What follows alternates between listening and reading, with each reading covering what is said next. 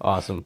The fact that you, being such a young gentleman yourself, have the level of insight in yourself to know that you can be able to delegate projects to other people, does that come naturally to you? Are you just able to do that?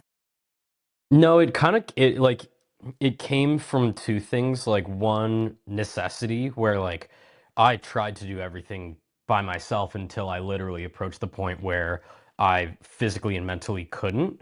And then in working with I've worked kind of on and off with my mentor Aaron Levine for um coming up on 4 years now, and that was something that he really instilled upon me was, uh, you know, there are other like you can't be good at everything, and if you, especially if you have someone around you that is good at something, let them be good at that thing. Don't micromanage them. Like obviously, be clear with what you want and provide good feedback where you can, but you can't do everything yourself, and trust the people around you to take that off your plate so that you can do what you're good at. So for me, for example, like I have thankfully been able to kind of keep a pretty consistently high output in the content realm because I've got a really talented editor, Jackson, who I've been working with for I want to say close to 2 years now. And he was a friend of mine beforehand, and I just got to the point where I wanted to be able to produce high quality content and uh, and continue doing that, but I found myself getting into a I didn't really I enjoyed parts of the editing process, but I didn't enjoy them to the point where I wanted to be editing, 20 hours a week. And I thought I could be doing better things with my time. Whereas, Jackson is a very talented and educated in the editing space and enjoys doing it. So for me, it was like, yeah, okay, I'm gonna have to spend some money, um, and I'm gonna have to sacrifice some control. And but at the end of the day, that's gonna allow me to continue the output that I've been putting out at a higher level of quality, more consistently, and with more personal bandwidth to do other things that I do enjoy besides like kind of the editing process. Do you think that you had to get to a certain level of skill acquisition to be able to delegate? How do you have the confidence in knowing I'm pretty decent at what I do, therefore I can abdicate this responsibility to somebody else? Yeah, I mean, I think it's good to do some things yourself. It's like the whole analogy of like, you know, the the matriarch or patriarch of the family company wants the, prodigal son or daughter to take over the company. So they start them in the mailroom and they work their way up. It's like you kind of have to do that to yourself. So, or at least I did, um, which was, yeah, like I had to learn how to edit first. It was obviously not justifiable for me, with 300 TikTok followers to hire a full-time editor. And, I wouldn't have been able to afford that. And even if I could, it wouldn't have made sense or been responsible. So yeah, like I do think there's a degree of uh, getting to a certain skill level yourself because then you also understand what you're delegating, which is really important. Because if you don't, then you're not going to be able to properly articulate your wants and needs to whoever you're hiring, and or give them better ongoing feedback as you go along, or appreciate the work they're doing as well. Yeah. Did you know at a very young age what the trajectory of your life would look like? Did you see yourself in this position that you're in?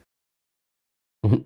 Yes and no. Yes to I knew what the trajectory of my life, but it did not look like this. Like I was always very certain on having a goal. I always wanted to see kind of the finish line is what I used to say when I was a kid. So like I always had, a job that I wanted to do, and when like parents, friends, or aunts and uncles would ask, "What do you want to do?" I would give them an answer and I would tell them everything I was going to do to get to that point.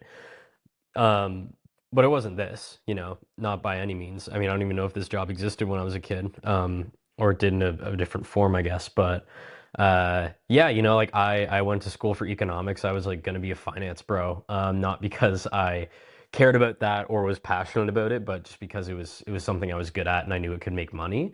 Um, and that's honestly what I was chasing as a young adult. And I'm glad I didn't follow that path. And I think I would have probably gone down that path and then found my way out of it. Inevitably, I realize that now that I don't think I would have been able to hack that culture for very long. I don't know if I would have been able to lie to myself for that long. But I'm glad I kind of got out ahead of it instead of being faced with that at 35 with two kids and the spouse to support. Yeah, 35 would still be a dream. Some people don't really get that For until sure. they're on their deathbed and they're like, For shit, sure. But econ I'm major. glad I figured that out while I'm only accountable for myself. It's a lot easier to make changes when you're only accountable for yourself. Well, I think that is particularly unlikely considering that it seems like you started with the end in mind. And I'm really curious if you could speak more to this idea of having a mindset that is focused on the finish line. Because if you're really just results driven, that could have really taken away from how you get there if the finish line is just stardom, shit ton of money, a dope ass pad. Yeah, I mean, I think, and this is still something that I really value in my quote unquote come up, is that I never started making videos with the idea of building a big following or this being a career, because when I started, I didn't even know that that was a possibility. It purely came from A, boredom, and B, the want to share knowledge and meet and and talk with other people that had similar interests.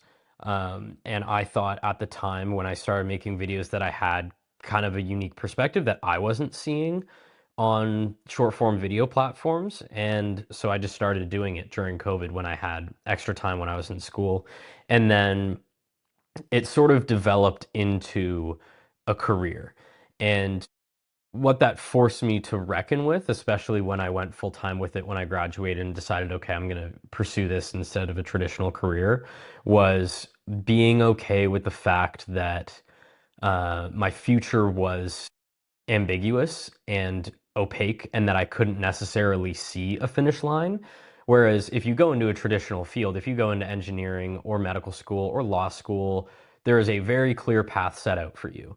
Uh, where you follow these steps, and as long as you do these things you will likely succeed. Whereas in this field and a lot of creative fields, or just a lot of new fields, which this is, there isn't that path. You don't know what the platforms are going to look like or the revenue models are going to look like 10 years from now. And I just had to learn to accept that.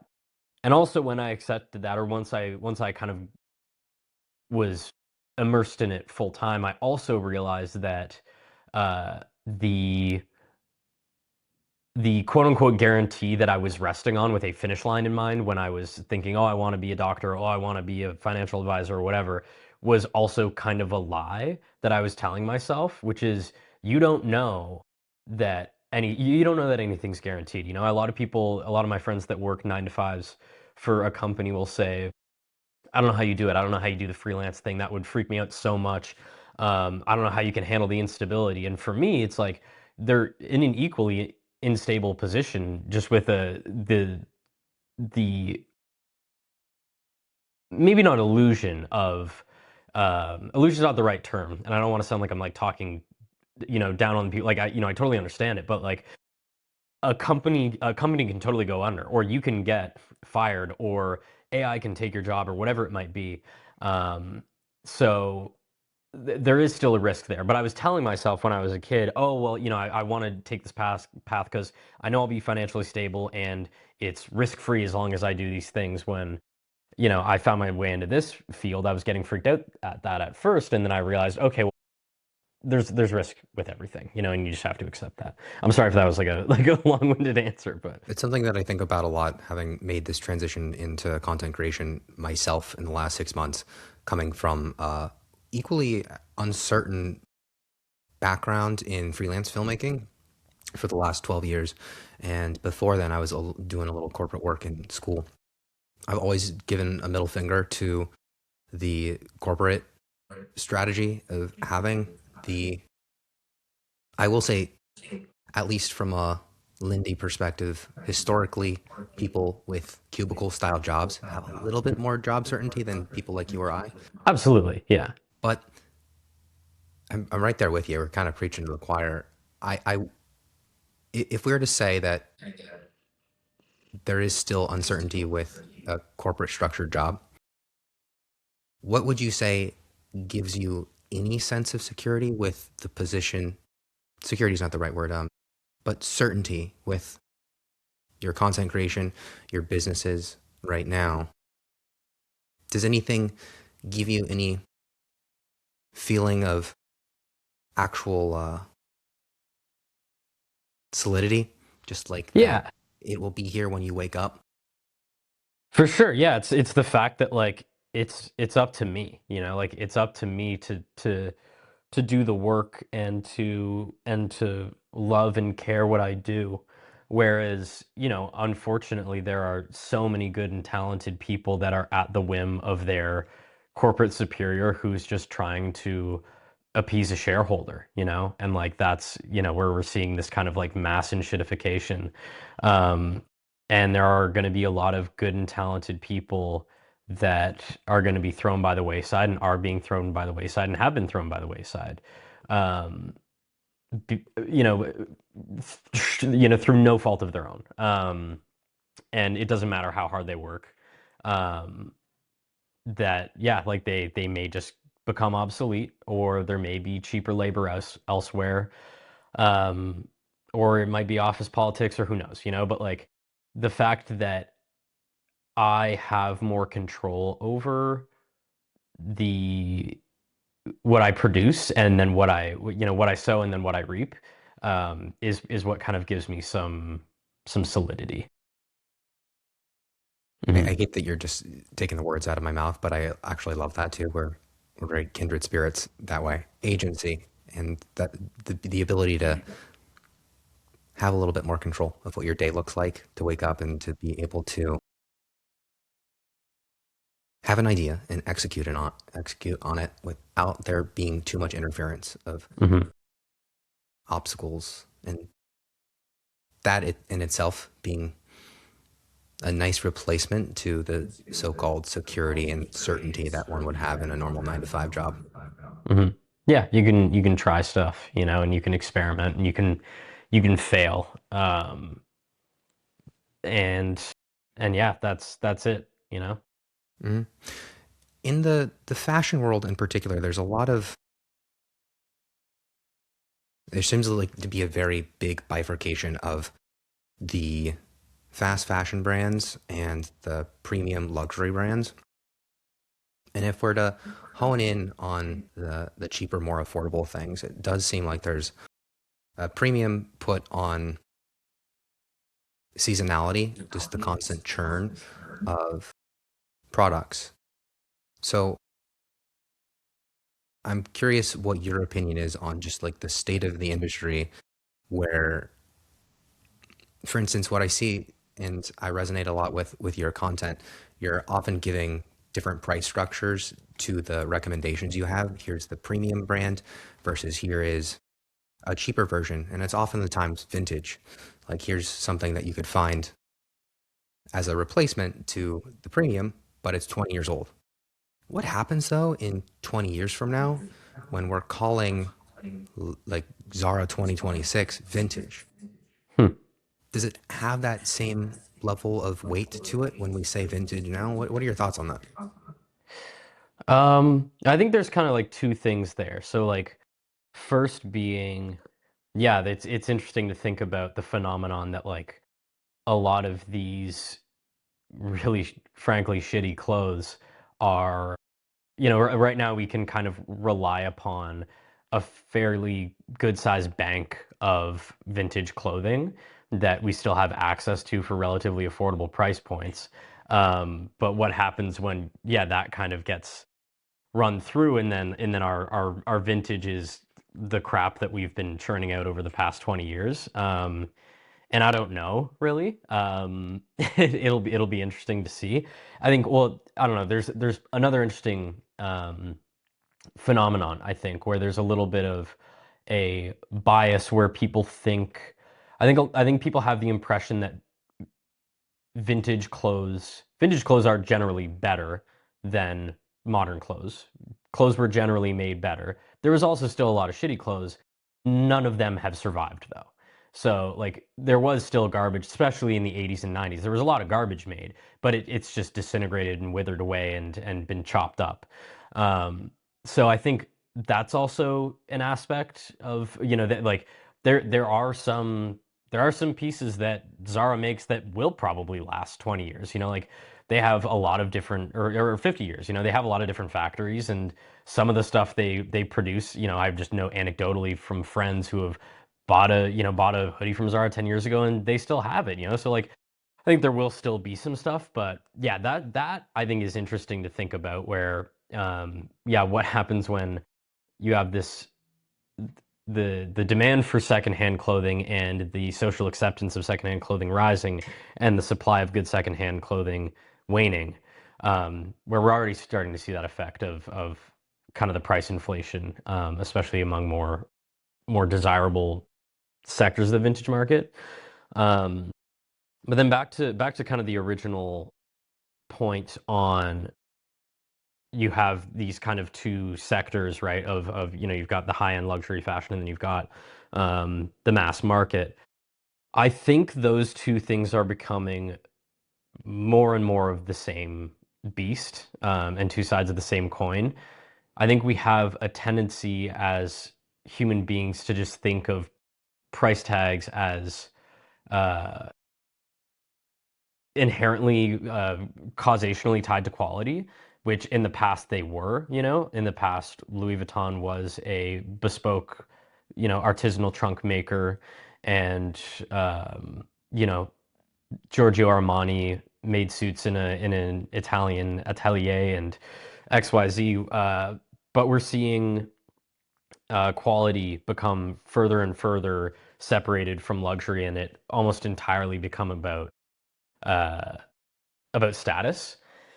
And so and the fact that good clothes are, oh, sorry, okay, I'm rambling a little bit, but the way I think about it is, I think fast fashion has a lot more to do about purpose and intention than price point. Because I wouldn't consider, even though it sits in the price point of, you know, maybe $60 or $70 for a pair of pants, and someone is definitely being exploited in the production of said pants, I wouldn't consider a pair of like Dickies or a pair of, you know, work pants that you get from the cook supply store to be fast fashion.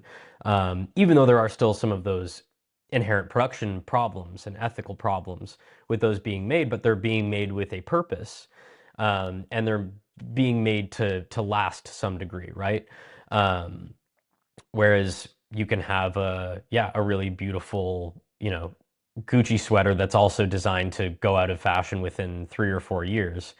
I think that is in essence closer to fast fashion than the Dickies pants, you know, and it's also likely that someone's being exploited along the way in the production of the Gucci sweater as well.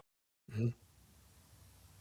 If you had your own fashion brand, what tier level of price are you placing it at?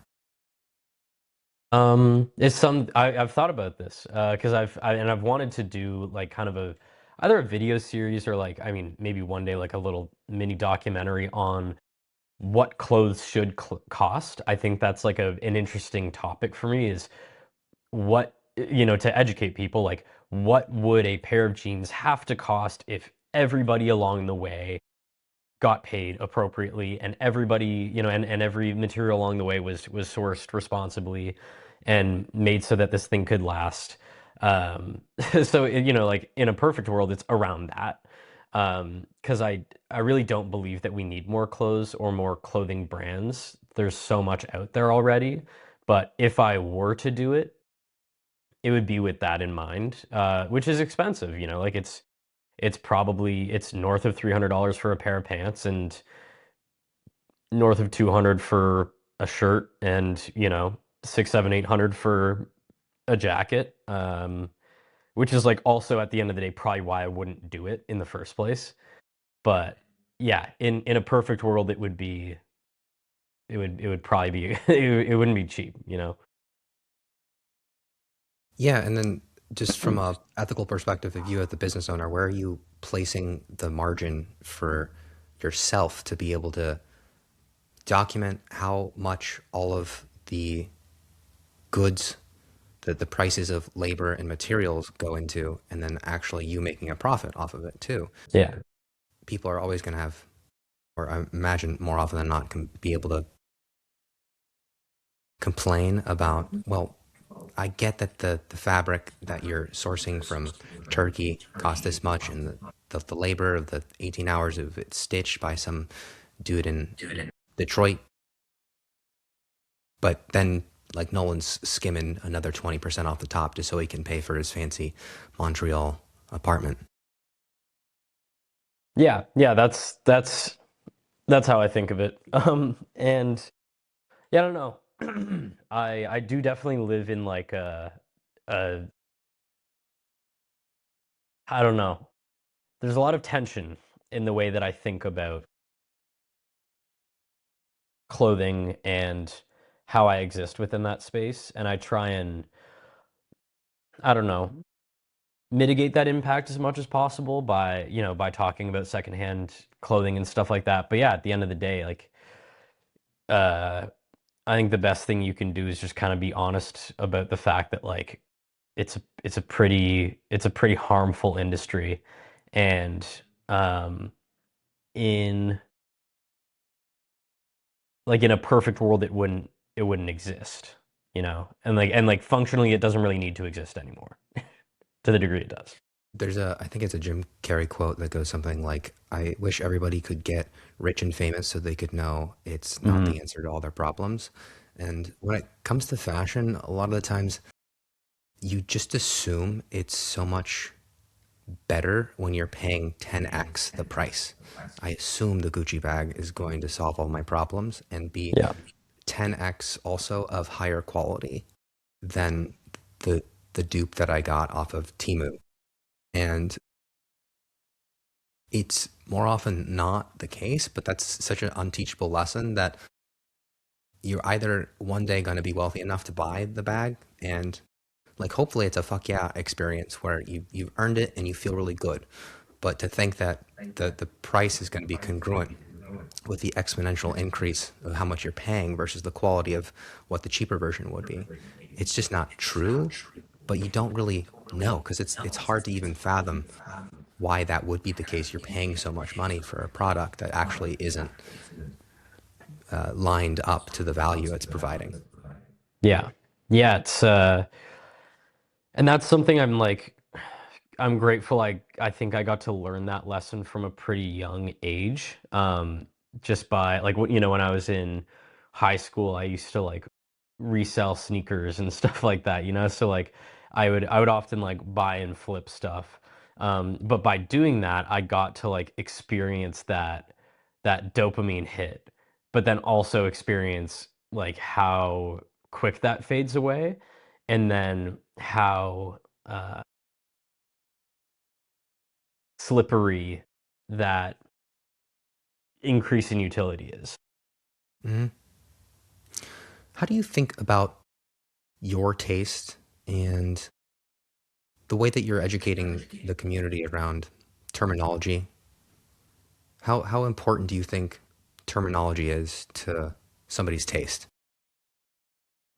I think it's good to have, I don't know, I'm not a purist by any means, and I do think in a lot of ways, I don't know, it's interesting. My partner's like very into linguistics, and is doing a fair amount of studying in linguistics right now. And there's this kind of school of thought that there is no proper grammar, right? And that like grammar at the end of the day, and like you know, obviously like it's important that we have, you know, some kind of mutual understanding of communication.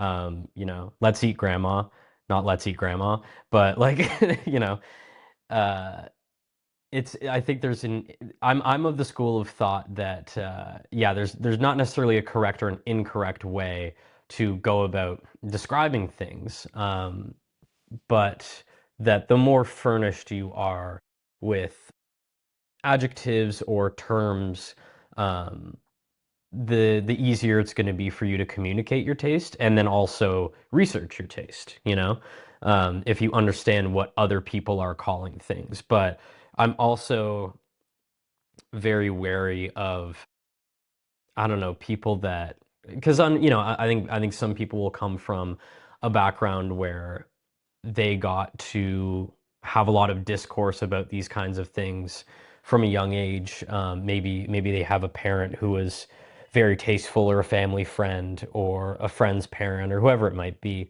and they kind of grew up among this. And then there's a lot of other people who I think oftentimes have the most interesting taste, which is people that didn't grow up surrounded by any. Um, they weren't born into any kind of knowledge about design or taste, but they have this light within them that seeks it out, and they do seek it out. But then they get kind of looked down upon because they didn't, refer to the right, architectural movement, or whatever it might be. So I think with like a lack of pretension, I think terminology can be important, but at the end of the day, it's not like a requirement, and if anything, it can be a little restrictive in ways if you bow at the altar of terminology. If you removed all the restrictions, say you were born on a desert island, there is Mhm. zero input from aesthetics, where do you think your fashion sensibilities would land on? What would you be dressed in today? Probably coconuts and palm leaves. Tropical. All seriousness. I don't know. I feel like I would I feel like I would be in a similar spot to where I am now. I don't know, it's hard to think about without that. Yeah, yeah, because it's like it is one of those things like where we are so shaped by our um we react to our environment and are so heavily influenced by. I mean, that's where style comes from, right? Either in opposition to it, or in acceptance with it, like whether for or against. Angry cat.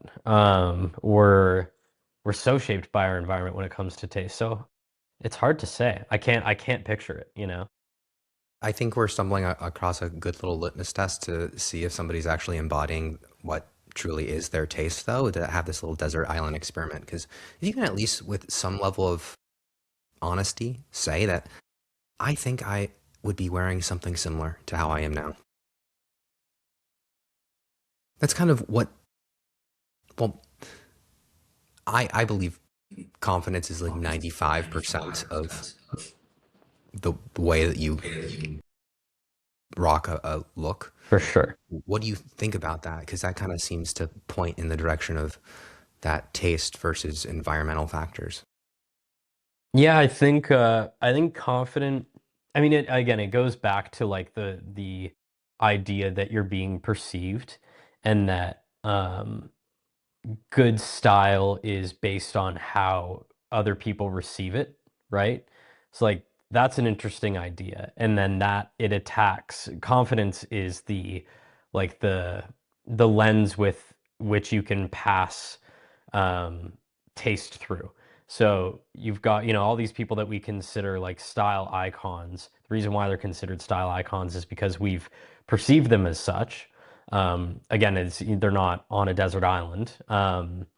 But when they all do have this aura of confidence and this self-assuredness, then it makes it a lot harder to question or criticize them, because it brings the concept of style being inherently personal to the forefront of whatever they're doing. Um, so before you can even criticize them, or even after you criticize them, if their response is, well, I'm just doing me, and then you can see that, and that's not just something said, that but that's something that's exuded, then it makes you as the perceiver kind of go like, well, shit, you know, there goes my my critique. Um, Do you and then think personally, it's important too. do you think there are any brands out there who exploit that idea that if we just put the runways, the fashion models on the runway, tell them to be brutish enough to rock the look, that we'll get our new line of clothing out for the season with some raunchy ideas that nobody actually will like, but they'll be worn with such confidence that will fool people into buying them? Mhm. Yeah, I mean that was kind of like the brilliance of Demna and his Balenciaga and Vetements and I guess now Gucci, Educate me which on I that. I haven't don't really. really know that line. Was it pretty avant-garde? Yeah, it was just very, and it's like what people tend to. It is like the chief example that people bring up when they're talking about that kind of phenomenon. Is, yeah, like the very severe walk and the kind of fuck you attitude, but then like this, um, these super out there avant-garde ideas, the sneakers that are torn to shreds, um, and the like shirt that just says like FedEx on it or something like that. But it also it then begs the question of like how effective is satire when, or how effective can satire be? Because that's the defense everybody always gives, that is, well, it's satirical, it's making the customer the butt of the joke. But at the end of the day, the customer is still buying it and they think it's dope. So like you're still kind of feeding into the same systems in the same way that like there's that interesting phenomenon where anytime you try and make a critique of masculinity or greed in pop culture, you just end up creating a character that's going to be revered by the people who need to hear that message the most. But that's also, you can't, that's just an inherent function of making satire. It's not like we should stop making satire, but I think that's interesting. People are hungry for answers and to be able to put things in a nice little box because the world's really confusing. And if you're telling me to wear a ripped shirt with that says FedEx on it, I will do it. Just tell me what to do. Yeah. There's so many Yeah. rules in the fashion game, and it's nice to have somebody tell you, like, hey, there isn't really any.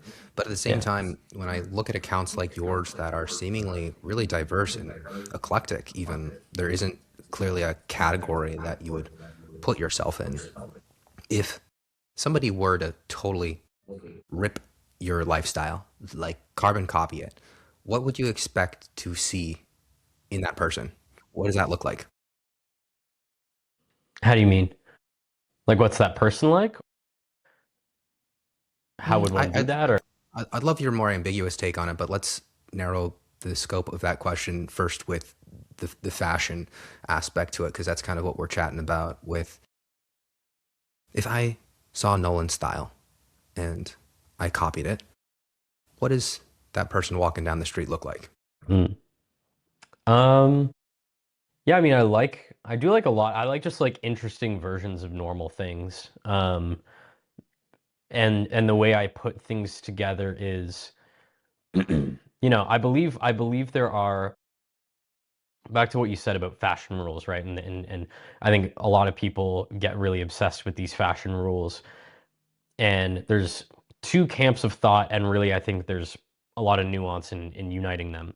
Camp A being, there are rules to fashion. They're very strict. You need to follow them, and this is how you're going to look good. And you're going to look timeless, and you're never going to make a mistake, and you're never going to look back on an outfit, and think that you look stupid, and that's going to be great, and you're going to live this great, virtuous, stylish life for the rest of your days. And then there's the other group, which is, well, there's no rules. You should do whatever the fuck you want. Um, I think that there are rules, in that there are ways that you can, and the rules kind of tend to boil down to, there are like quantifiable things you can do that will make you look more attractive according to our Western beauty standards. If I want to look taller, I can wear stripes. If I want to look shorter, I can wear a really wide check. If I want to look slimmer, I can wear all black. Yada yada yada. there are lots of things that, like, again, from a perception or body augmentation standpoint, like, there are things you can do, um, but there's always interesting ways to then break those rules, and you don't necessarily have to follow those rules, you know. I think that's the nuance. So for me, it's oftentimes finding interesting ways to challenge some of those conventions, in little ways and in like personal ways. And it's usually just challenging the own rules that I've made up for myself in my head, because everybody has their own little fashion rules, right? Some people don't like to wear white socks with black shoes, and that like freaks them out, you know? And they might see someone else doing it and go, huh, that looks kind of good. I'm going to try that out. And they try it out and they fucking hate it. Um, so it's, yeah, for me, it's like, trying to combine some interesting patterns that I didn't think I could put together. Or trying to put together like an all tonal outfit, or just, oftentimes just going through my wardrobe and finding something I haven't worn yet, or I haven't worn in a year, or I have never felt quite comfortable in, and like trying to find a way to add that, to make that part of the rotation again, with varying degrees of success. Why am I so triggered by Henleys? um, because I think it was a very like formative time in, because I think we all are. Um, I think we were all seeing this like, it's so evocative of that like Gen 1 Instagram fashion, right? Like the building blocks, the foundation was being laid on Fitstagram when the Henley was like at its, and I'm sure living in California, that's like, oh, you're in ground zero of, you know, Henley douchebagification. Um, It but contributed I'm, to that. it's we've all made mistakes, but I also think they can be done kind of well. I've seen like versions, that I like, but yeah, I think I think one of the biggest contributors to the trend cycle is that we see uh, an item become trendy, and we associate that version of that item which is trendy with the category in general. And then it has a moment, and then it starts to fade out of fashion, and then everybody spits on it, and then it goes dormant for 10 years, and then some early adopter then goes back and creates a version of that thing that's different, and then all of a sudden people start seeing Henleys in a different way, and then they go, well, maybe like Henleys weren't ever that bad, in the same way that like, or they take the best versions of it, and they kind of bring that back, like the uh with Henleys, for example. Like, I do think we'll start to see them come back in, like, yeah, um maybe the next 5 or 10 years or something like that, but in a different form, like not in like the heathered gray baseball cut 3/4 sleeve, salmon pink, marled body with the dark gray sleeve. Like, I don't think the American Apparel Henley will come back for a very, very long time, if ever. But like a cool kind of like waffled Henley or a knit Henley, it's like, yeah, maybe that, comes back a little bit. But I think it's easy to throw the baby out with the bathwater when we think about these items that, were very polarizing or really kind of dominated a space, in the same way that we're seeing skinny jeans start to come back a little bit in small ways in this whole like indie sleaze heady boy uh revival.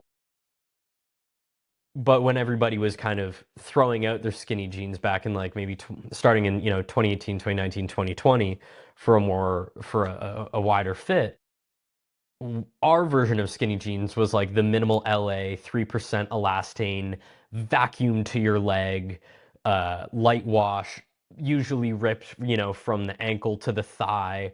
And it's like, that's not coming back. No, it's this like other version of skinny jean that I think actually like does hold a lot of merit. It's very like rock star, Iggy Pop, Mick Jagger. Like, there's a lot of interesting style history there. But when everybody was throwing out skinny jeans in the 2020s, it was, early 2020s, never skinny jeans, ever again. I'm never wearing them again. I'm getting rid of them, blah, blah, blah, because their idea of what this whole category of fashion was this one particular manifestation of it that was very popular in the late 2010s. And we tend to do that with trends, and it tends to be what allows some people to be early adopters, which is the people that um, are usually nerds about it and dig deep and then find a version of a thing that they think is kind of compelling and start to bring it back. And then it takes other people a long time to latch onto it because they're still traumatized by this, other version of it that still sticks out in their head. Yeah, there seems to be like a copyright law of trends that will eventually become trends again, so long as they're 20% changed, people will Yeah. buy into it as Yeah, if it's totally. something new, totally different. Yeah. Because we like newness and we like freshness. And I think people also like um having their opinions changed, you know? Like secretly. Like they wouldn't admit to it, you know. Everybody always talks, yeah, everybody always sees themselves as the early adopter. Um but I think secretly like it's exciting for people when they maybe see something that they had, and me personally as well, like when I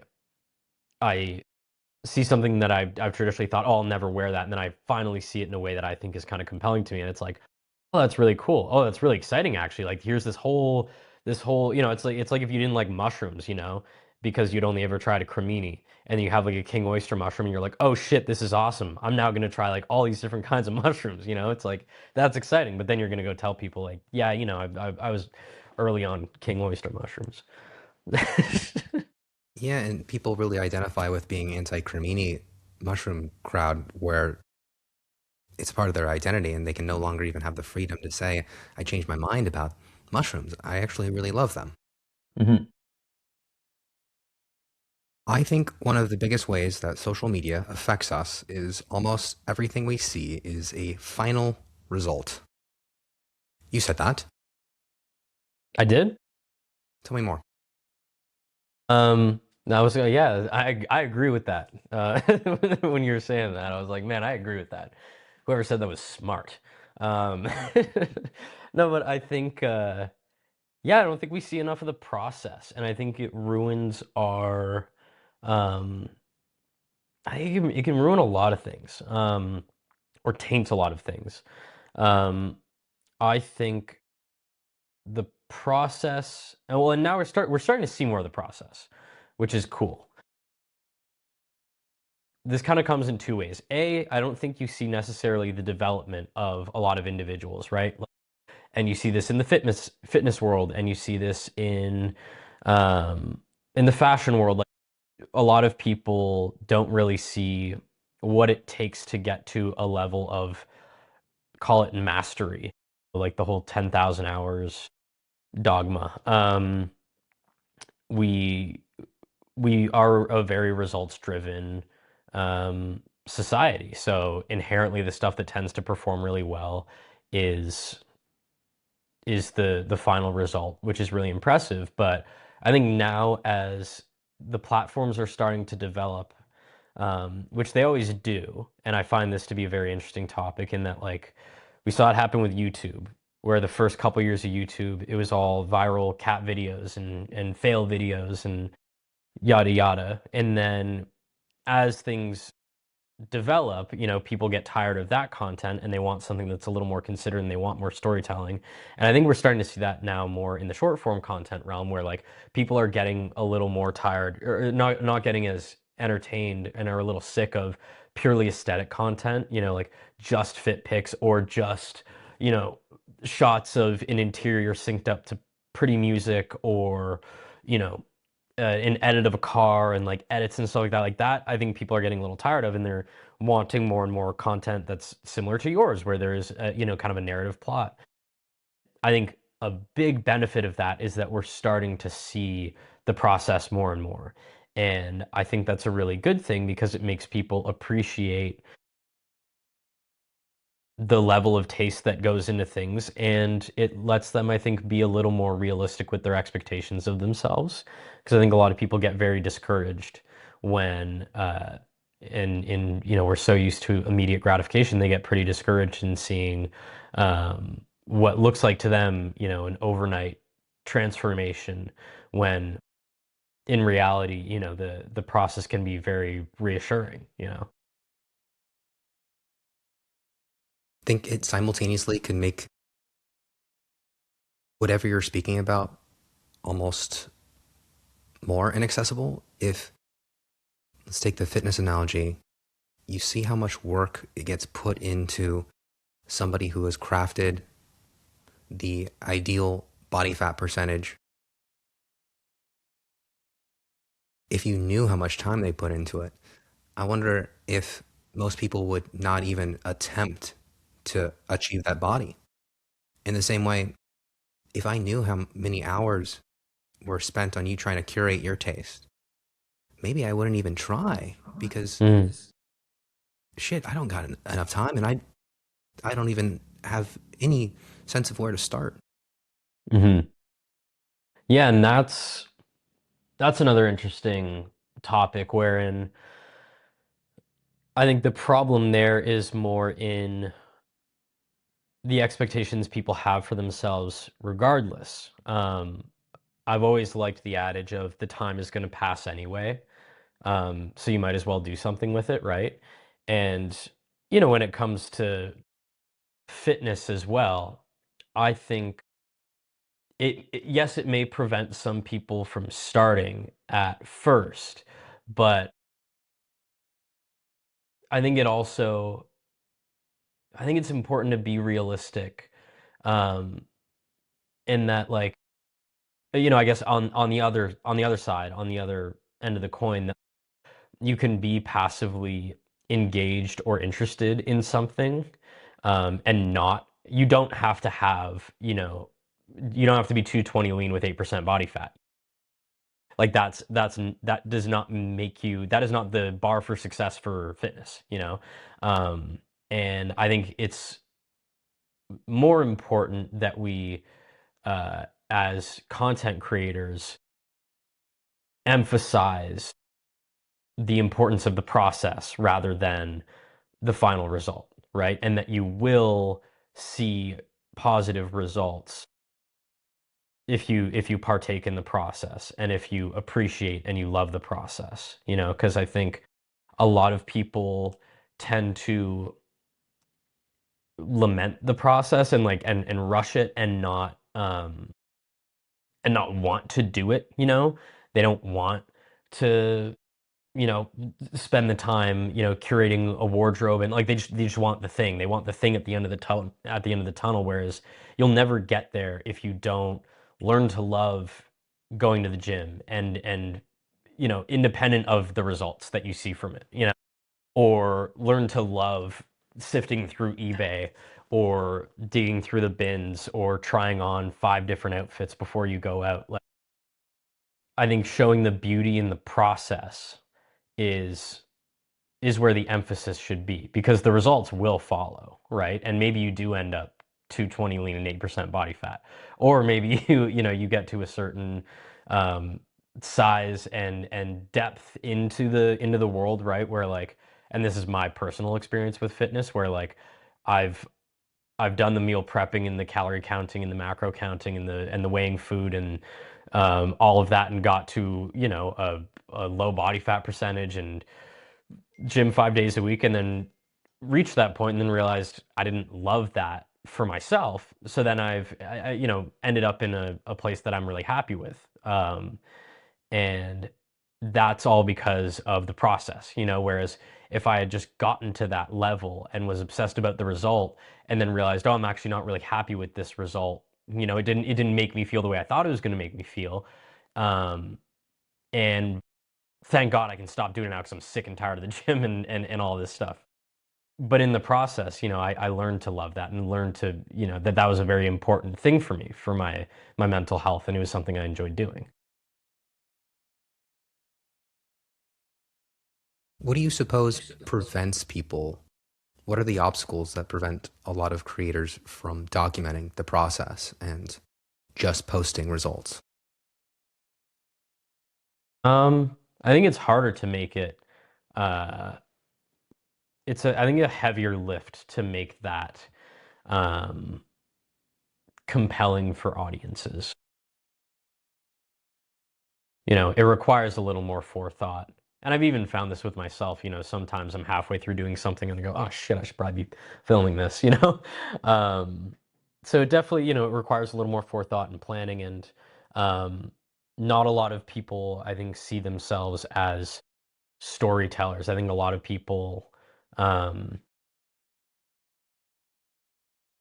just kind of see content creation as like something they do passively, and it's in the moment and that is great, and there's nothing wrong with that at all. But it definitely took me a while, especially as someone who didn't really come from. I've just kind of been figuring it out to start having some forethought and thinking about like what crafting a narrative looks like. It didn't come naturally to me, and I don't think it's necessarily um,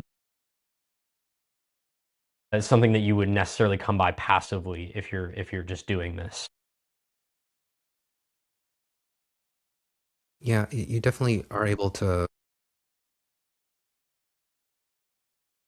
eventually find your footing a bit more, but I think it's content creation can be kind of like creating a journal.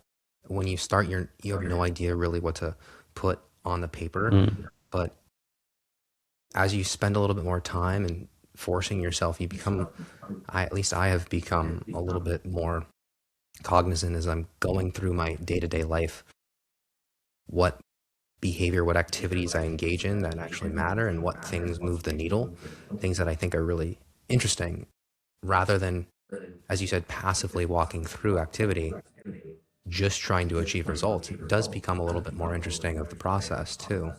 Hmm. And if anything, that could be so beneficial for the people who might be a little bit burnt out trying to always just document the highlight reel of their life. But Yeah, the beauty and the honesty of being able to say, I don't have things figured out right now, but I'm trying, and come along for the ride, guys. yeah, yeah, and that's, I think, kind of the beauty of as long as you're honest about that. Like, I don't know if you saw that I think it was either it was one of the was it China? I think it was China that created this new law that if you're going to make medical content, you need to have a medical degree. And if you're going to make content about nutrition, like you need to have a nutrition. It's um not for every sector, but for a lot of sectors, they're like, if you're going to make content about this, you got to be an expert. And there are absolutely those types that are, I think, important and valuable in the content creation space, especially obviously in fitness and everything. But there's nothing wrong with just being an individual and being a novice and figuring it out, Like, uh, there are people out there that, are head to toe experts in tailoring and know how to make a suit from scratch, making great content about that. That's not me. I don't know how to do that. I'm not an expert in that realm. Um, it's you're figuring it out with me. I'm not a trained interior designer. I've no formal education in that realm. Um, but what I want to show is like, you know, here's me figuring it out, and there's nothing wrong with that. I think that's compelling, and yeah, it's like I think a lot of people feel like they need to be an expert on something, or need to portray themselves in it as an expert on something, which leads to that want to show a final product. But I think it's arguably more, yeah, like you said, compelling and interesting to show the process and just be honest about where you're at with things.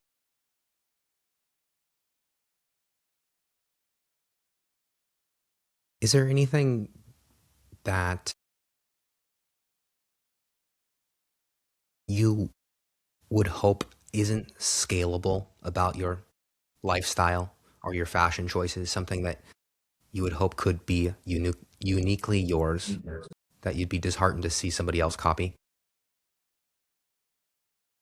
No, no, I have no problem with um Yeah, with people like biting my flow, so to speak, like, 'cause it feels like me, and if it feels like that to someone else, then great, they derive similar joy from that as I do, like I've always found, and this is why I've always found the conversation around gatekeeping to be very interesting because I think there are valid cases for things to be gate kept. I understand why like some music nerds will gatekeep their favorite musicians because they don't want it to they don't want their spot getting blown up or whatever. And like I can understand that, but I think there's a lot of people who gatekeep things because they don't like the idea of someone else liking it, and then that makes it less cool for them. It's the well, yeah, like yeah, there's this band I listen to, but they've only got like 2,000 monthly listeners on Spotify, and they like kind of get off on that, and like I do too. Like I think everybody does. Like it is cool to feel like you've got like a little insider thing, but like that's something where I like to challenge myself a lot and challenge that instinct because at the end of the day, that shouldn't have any effect on the degree to which I enjoy something. Whether something is liked by everybody or nobody or a group of people that I don't particularly associate or resonate with, I don't think should really hold any impact on how much joy I derive from it. Okay, so the no gatekeeping portion of the podcast, what are some brands or styles even that you think you might be a little early on that you suspect will be the next big thing coming up? I mean, there's a lot of stuff I've been really interested in that I wonder to the degree which I think like fundamentally some of these things can't quote unquote be the next big thing, um, based on like the mode in which they're produced. Uh, this uh, this girl out of British Columbia called Dana Lee Brown who makes like really incredible clothing, often with you know yarn that she's dyed herself, and it's all very involved herself, or like Oliver Church shirts, where this dude like is making these shirts himself, and like Essence could come to him and be like, hey, we want to order $3 million worth of your shirts, and he's gonna say no. um so there's some stuff that I think is really cool, and I think people are starting to appreciate more and more, but I don't know if it'll necessarily become the next big thing in the way that like uh Aura Lee has really had a moment. But yeah, I think that idea in general is going to start and has already started, but will continue to gain more and more traction, which is, I think, what I've been kind of obsessed with is reclaiming uh, the relationship between like price and production value, and finding those areas where that is still the case, because I think there's a lot of people are who have money to spend, some money to spend, and are willing to put some money towards their wardrobe, but their current experience has been, well, I went and spent money on this thing that was supposed to be really good, and it turns out it's not. It was more, I've been sold this perception of quality rather than quality in and of itself. Um, and there are still places where you can find quality for money, and it's by these people who are, very considered in their approach to production. Like what, one I've recently had experience with is this guy, Samuel Snyder out of New York, um, and other labels like that. Yeah, I think people are going to become, are resonating more and more with those types of brands. But again, it's kind of inherent that like they can only get so big, I think, before they themselves either become enshittified, and a lot of times they just won't let that happen, so they will stay at kind of a certain size. Um, in the same way that like, a really nice fine dining restaurant probably isn't that interested in franchising. and that also extends to like the furniture and the home decor space. I think more and more people, I hope more and more people are going to start cluing into the fact that uh, Crate and Barrel and Restoration Hardware and EQ3 and a lot of these kind of bigger luxury furniture places are really expensive for what you're getting, and that you can get some really incredible stuff for that price point. And I've made some videos on this recently just within the Montreal design community, and I want to keep doing that and I want to expand that scope. Um, but I think that's something, it just seems, it just makes so much sense to me to spend money in that way. And I think the reason why many people aren't is because they don't even know it's an option. They don't even know that's out there. And I would like to, as much as possible, make people aware of the potential, um, and the opportunity that people have, to spend their money within their own community on something that is going to be truly theirs and really special, and will keep money circulating in their local economy and go to supporting, like, a independent artisan and designer, both in the clothing space and um in the furniture and decor space. I wonder how much of it is awareness and just the ubiquity. There seems to be uh, a bias that, especially when one is not so educated in a particular domain, that the frequency that somebody sees something presents inherent value. I have Hmm. friends who just would presume West Elm to be the most elite furniture company, since Yeah. you are generally in most shopping malls and you can come across one and it's there, so therefore it must be good. That's a difficult one too, because as you raise awareness towards one thing, it still doesn't really solve for the problem of there just not being a lot of local opportunities to be shopping. Hmm. Yeah, that's an interesting one too, is like, I think, when you get into something enough, and you um are educated enough on the fundamentals of quality of design and quality of work, you can recognize value and talent, um, independently. But when you're not as into that stuff, and I don't blame people for not, because you only have so many hours in a day and you can only be into so many things. You're only an individual, and a lot of people have way more important things on their plate. But when you don't have that, when you're not furnished with that knowledge and experience, like you said, you rely upon,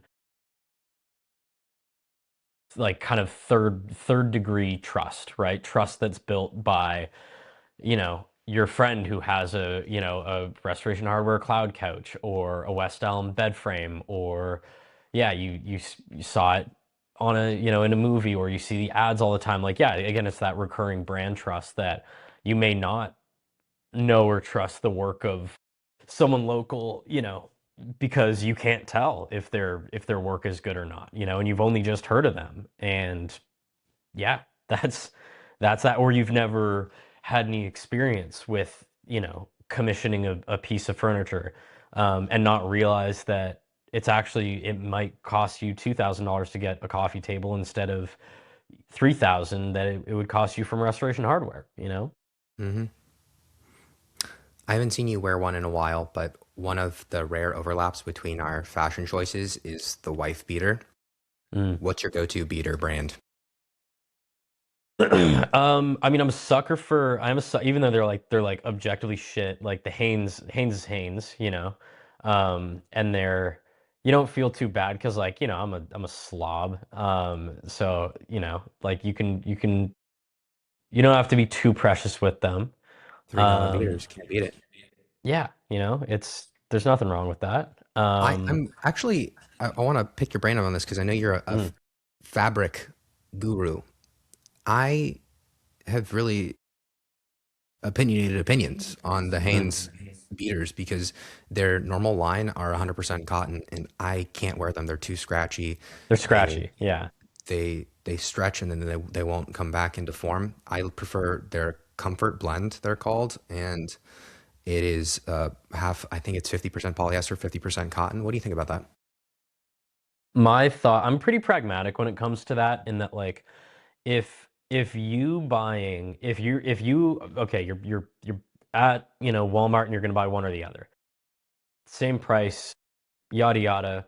If you buy the cotton one, if you're going to wear each one of those like 3 times, if you're going to like get like 9 wears out of this pack, as opposed to you're going to buy the other one and you're going to get 50 wears or 100 wears out of that pack, then you also have to take that into account. Like obviously the cotton's going to biodegrade. Cotton is, in a vacuum a better for for the plant and everything. But if it is not going to last a long time, then it's kind of a moot point. My approach to sustainability has always been a pragmatic one, which is you have to weigh the how green are the materials in their production and then in their afterlife. How is this thing produced? How many resources did it take? Like there's the pre-production stuff, right? Um, and then you also have to consider the post-production. It's like everybody talks about how green something was made, but something can be made like shit, but if it lasts 50 years, then it'll blow, every green tagged H&M t-shirt out of the water, so you got to have like a pragmatic approach to it, which it's like um, what's it called? Like cactus leather, I think it's getting better now, but like there's a lot of like kind of natural leathers like cactus leather or pineapple leather that like they're making leather jackets out of and stuff like that. And it's just not quite there yet. And it takes resources to make those things. But they're not going to last that long. Whereas like a leather jacket can last decades upon decades. So that can oftentimes be the more sustainable choice. But back to the undershirt. I like a Hanes. Like there's this company. It's funny. It's like it's very LA, and I'm like not crazy about a lot of their art direction. I think Noah Beck is uh their art director. I don't know the guy, so but like it wouldn't typically be a very me brand, but they sent me some of their tank tops, and they're really good. I think they're too expensive. I didn't pay for them, so I like them, but like they're too expensive, but they're pretty good. And I bet they would send you some. If What's the I've like company? own again, SOWN again. I forget what their 3 pack is like stupidly expensive. If I remember correctly. But they're like yeah, like they're $50 each. Like that's stupid. Um, There are so many of these brands. They look like they're straight up copying Elwood. You know Elwood, the brand? yeah, yeah, It's like probably. very essentials. Yeah. There's so many of Oh, these blanks companies coming up, and my Instagram advertisements are flooded with these. They all look cool. yeah. Yeah, it's a copy paste thing though. Um, but like one of my favorites, and it's like so stupid, but I love it, is, and I've had mine now for like probably 6 years, is the Comme des Garçons shirt tank tops. Because it's not like a tight ribbed, it's a tank top, Hmm. But I'll wear them as an undershirt because they're kind of like flowy. It's like a jersey material, it's not a rib knit. Um, and like they're stupidly expensive, but they're like really awesome. But what about you? Hanes Comfort Blend. I have Yeah. just made the pragmatic choice in my life that that's going to be my uniform, and it's radically simplified my decision making. And Hmm. I went through 7 or 8 months ago a whole process of trying 15, 20 different beaters, and those are the ones I landed on, and it's made my decision fatigue Yeah. bottom out. So sometimes you gotta figure that out, but that's all part of the process again. Well, thank you for allowing me to be able to rest easy at night knowing that I'm not making terrible decisions going away from 100% cotton. I'm still tinkering with this podcast and the format, and I did want it to generally be conversational and not game show like. But Mhm. maybe you can indulge me with a little lightning round questionnaire at the Cool. end, so we can Let's do it. get some last minute thoughts from Nolan out. I'm, I want to call this first thought best thought because you just say the first thing that comes to mind, and we'll trust that your intuition is leading you to the right answer. We'll start easy. Loafers or derbies? Derbies. Form or function? Function. Wool or cotton?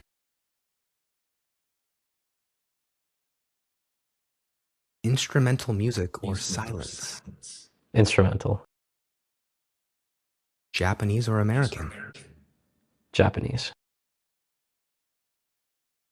Apple Notes or literally anything else? Apple Notes. Delete it or leave it unfinished? Leave it unfinished. You should see my Apple Notes. Nolan White, man. That's a privilege, dude. Very fantastic talking with you, dude. Dude, thank you. Thank you for having me on here. It was more than a pleasure. I like doing this kind of thing.